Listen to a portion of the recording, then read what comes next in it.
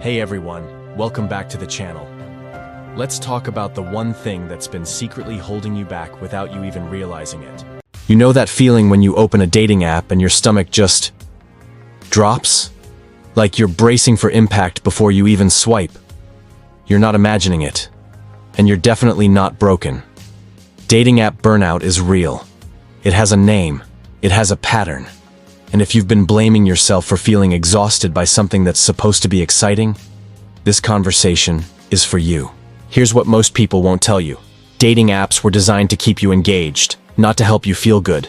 So when you feel drained, anxious, or like you're performing for an invisible audience, that's not a you problem. That's a design problem.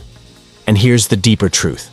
If you have an anxious attachment style, or if you've been hurt before, dating apps don't just feel exhausting.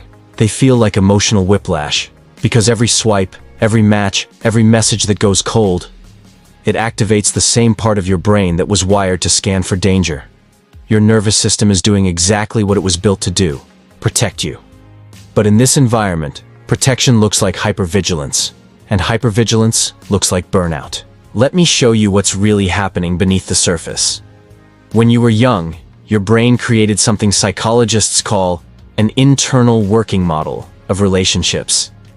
It's basically a blueprint, a set of expectations about how people show up, how love feels, and whether you're safe to be yourself. If your early relationships were inconsistent, unpredictable, or emotionally unavailable, your brain learned to stay on high alert. And dating apps? They're the perfect environment to reinforce that old blueprint. Because here's what happens. You match with someone. There's a spark. You start to feel hopeful, maybe even excited. And then, nothing. They ghost. They breadcrumb. They show up just enough to keep you interested, but not enough to make you feel secure. This is called intermittent reinforcement, and it's one of the most addictive patterns in human psychology. It's the same mechanism that keeps people at slot machines. You don't know when the reward is coming, so you keep pulling the lever. On dating apps, every notification is a lever. Every message is a maybe. And your brain starts to crave the hit of validation, even when it knows the pattern is hurting you. Now here's where it gets tricky. If you have an anxious attachment style, you're already wired to seek reassurance. You're already scanning for signs that someone is pulling away. And dating apps give you an endless supply of ambiguous signals to analyze. Did he mean something by that emoji? Why did she take 4 hours to respond? Is he talking to other people? Does this mean he's not interested? Your brain is doing what it thinks is helpful, trying to predict the outcome so you can protect yourself.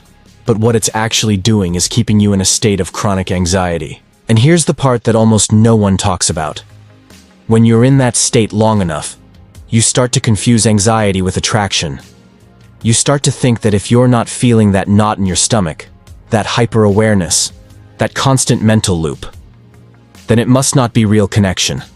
But that's not connection. That's activation. Real connection feels calm. It feels steady. It feels like you can breathe. And if that sounds boring to you, that's not because you're broken. It's because your nervous system has been conditioned to associate love with uncertainty. Let me tell you about Aliyah. Aliyah is 32. She's smart, successful, self-aware. She's done therapy. She knows her attachment style. She knows she tends to overanalyze. But she's been on dating apps for 2 years and she's exhausted. She meets someone. We'll call him Jake. They match. The conversation is great. He's funny. He's thoughtful. He asks real questions. They text for a week. Then they meet. The date goes well. Really well. And then, the texting slows down. He takes longer to respond. His messages get shorter. Aliyah's brain goes into overdrive. She starts scrolling back through their messages, looking for clues. Did I say something wrong? Was I too available? Not available enough? Should I reach out or wait for him? She drafts 3 different texts and deletes them all. Meanwhile, she's still on the app. Still swiping, still matching. Because that's what you're supposed to do, right? Keep your options open. But every new match feels hollow. Because she's not actually interested. She's just trying to protect herself from the sting of rejection that hasn't even happened yet. 2 weeks later, Jake texts her. He apologizes for being distant, says he's been overwhelmed with work. And Aliyah, she's relieved, but also resentful, and also confused, because now she doesn't know if she even likes him anymore, or if she just likes the idea of not being rejected. That's the cycle. That's what burnout looks like from the inside. So what do you do? How do you date in an environment that's designed to keep you anxious, when your nervous system is already wired to scan for danger? That's what we're going to talk about next. Not quick fixes, not surface strategies. Real, embodied practices that help you show up differently. Not just on the apps, but in your life. Okay, let's get practical. I'm going to give you 5 strategies. Not rules, not commands. Just tools you can use to reclaim your nervous system and stop letting the apps run your emotional life. These are based on attachment theory, nervous system regulation, and real-world relational intelligence. Let's go. Here's the insight. Your brain confuses intensity with importance.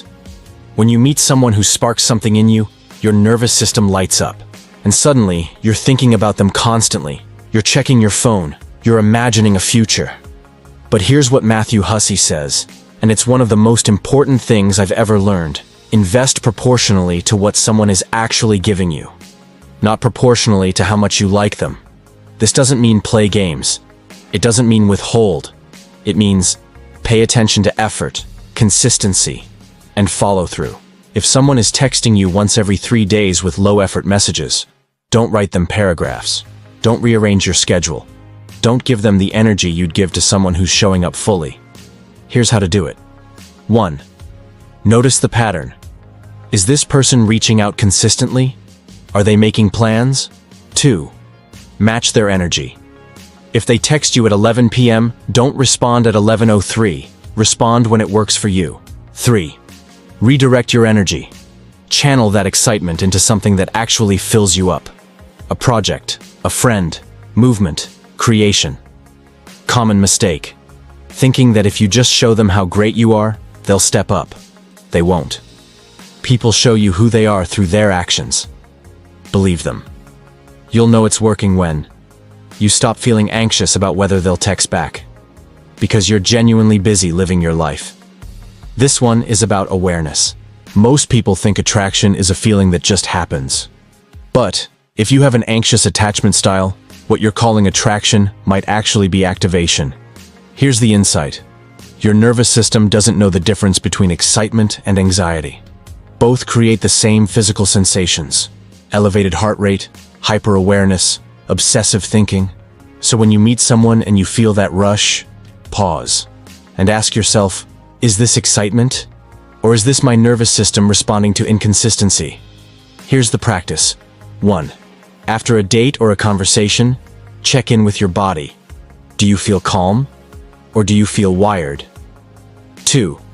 Ask yourself, am I thinking about this person because I genuinely enjoy them? Or because I'm trying to figure out if they like me? 3. Notice the pattern. Do you feel most attracted to people who are ambiguous? Who pull back? Who keep you guessing? If the answer is yes, that's not attraction. That's familiarity. Your nervous system is drawn to what it knows, even if what it knows is painful. Common mistake: judging yourself for feeling this way. Don't. This isn't a character flaw. It's a protective mechanism. You just need to update the software. You'll know it's working when you start to feel genuinely bored by people who are inconsistent. Not because you're playing it cool, but because your nervous system is literally no longer interested in that pattern. This one is simple, but it's not easy. Turn off all dating app notifications. Here's why. Every notification is a dopamine hit, and every dopamine hit trains your brain to check the app compulsively. You're not using the app. The app is using you. When you turn off notifications, you take back control. You decide when to engage. You're no longer in reactive mode. Here's how. 1. Go into settings. Turn off all notifications. Badges, sounds, banners, everything. 2. Set specific times to check the app. Once in the morning, once in the evening. That's it. 3. When you do check, set a timer. 15 minutes. When the timer goes off, close the app. Common mistake: thinking you'll miss something important. You won't. If someone is genuinely interested, they'll still be there when you check. You'll know it's working when You go hours without thinking about the app. And when you do check, it feels neutral. Not like a compulsion. This one is about rewiring your nervous system over time. If you have an anxious attachment style, your baseline is hypervigilance. Your body is always scanning for threats, always bracing for rejection. The way to change that is not through willpower. It's through co-regulation. Co-regulation means your nervous system calms down in the presence of safe, consistent connection. Here's the practice. 1. Identify the relationships in your life that feel genuinely safe. Friends, family, community. People who show up consistently. 2. Spend intentional time with them.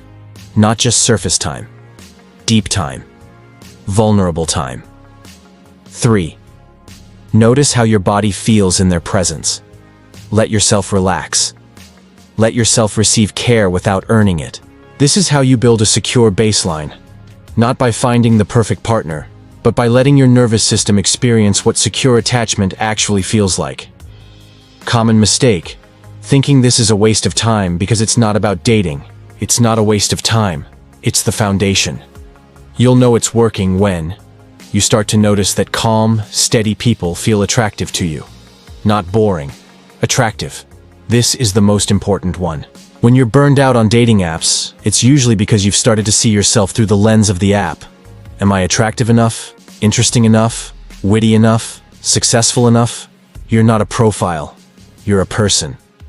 And dating app burnout happens when you forget that. So here's the practice. 1.